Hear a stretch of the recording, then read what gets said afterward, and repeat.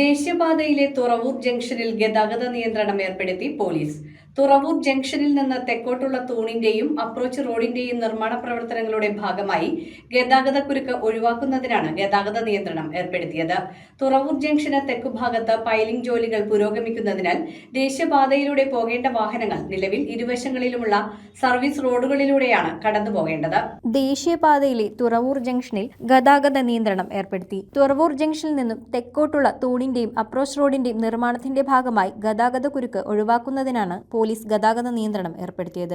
ജംഗ്ഷനിൽ നിന്നും വാഹനങ്ങൾ നേരിട്ട് യു-ടേൺ തിരിഞ്ഞു പോകുന്നത് തടയാൻ ബാരിക്കേഡുകൾ സ്ഥാപിച്ചിട്ടുണ്ട്. തൈക്കാട്ടുശ്ശേരിയിൽ നിന്ന് തുറവൂർ ജംഗ്ഷൻ വഴി കൊച്ചി ഭാഗത്തേക്ക് പോകേണ്ട വാഹനങ്ങൾ ജംഗ്ഷനിൽ നിന്നും തെക്കോട്ട് 1/2 കിലോമീറ്റർ സഞ്ചരിച്ച് വേണം യു-ടേൺ തിരിഞ്ഞു പോകാൻ. തുറവൂർ ജംഗ്ഷന് തെക്കുഭാഗത്ത് പൈലിംഗ് ജോലികൾ പുരോഗമിക്കുന്നതിനാൽ ദേശീയപാതയിലൂടെ പോകേണ്ട വാഹനങ്ങൾ നിലവിൽ ഇരുവശങ്ങളിലുമുള്ള സർവീസ് റോഡുകളിലൂടെയാണ് ഇപ്പോൾ കടത്തിവിടുന്നത്. അപ്രോച്ച് റോഡ് നിർമ്മിക്കുന്ന ഭാഗത്താണ് ബസ് സ്റ്റോപ്പ് സ്ഥിതി ചെയ്യുന്നത്. തെക്കുനിന്നും വടക്കോട്ട് പോകുന്ന KSRTC ബസ്സുകൾ യാത്രക്കാരെ ഇറക്കുന്നതിനായി ബസ് ഇവിടെ നിർത്തുന്നതിനാൽ പിന്നാലെത്തുന്ന വാഹനങ്ങളും തടസ്സപ്പെട്ട നീണ്ട ഗതാഗതക്കുരുക്കാണ് രൂപപ്പെടുന്നത്. അടുത്തിടെ ഗതാഗതക്കുരുക്ക് പരിഹരിക്കാൻ പോലീസിന്റെ നേതൃത്വത്തിൽ ഗതാഗത നിയന്ത്രണം ഏർപ്പെടുത്തിയിരുന്നു. എന്നിട്ടും പ്രശ്നം പരിഹരിക്കാൻ സാധിക്കാതെ വന്നതോടെയാണ് വീണ്ടും ഗതാഗത നിയന്ത്രണം ഏർപ്പെടുത്തിയത്. News desk metro 7. Royal Kochi 15 വർഷമായി പള്ളുരുത്തിയിൽ പ്രവർത്തനം ആരംഭിച്ചിട്ട് എല്ലാ സർവീസുകൾക്കും 30 ഡേയ്സ് സർവീസ് വാറന്റി. സർവീസ് അടുത്തിരുന്ന് കാണാം. പഴയ ഫോൺ എക്സ്ചേഞ്ച് ചെയ്ത് തവണ വ്യവസ്ഥയിൽ പുതിയ മൊബൈൽ ഫോൺ സ്വന്തമാക്കാം. ഡോർ ഡെലിവറി സംവിധാനമുണ്ട്. റോയൽ കൊച്ചി.